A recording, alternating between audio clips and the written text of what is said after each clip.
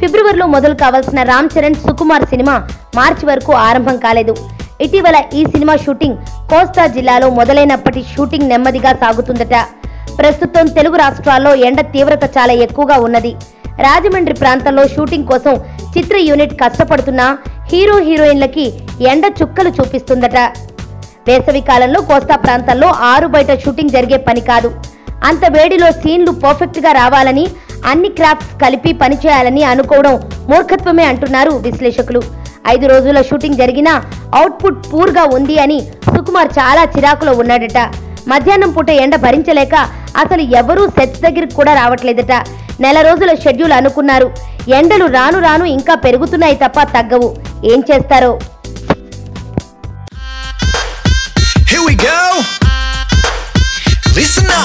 ఇంటి ముంగటున్నది పానీపూరి, రోజు 2 ప్లేట్లు బుక్త నేను ఖాళీ దూరి, ఆడు చనా ప్యాసు తెచ్చి సొంటి పానీలోన ముంచి వెట్టె తిన్నంక అడుగుతా ఖాళీ పూరి. అరే అన్నా నిన్న నేను సందులోన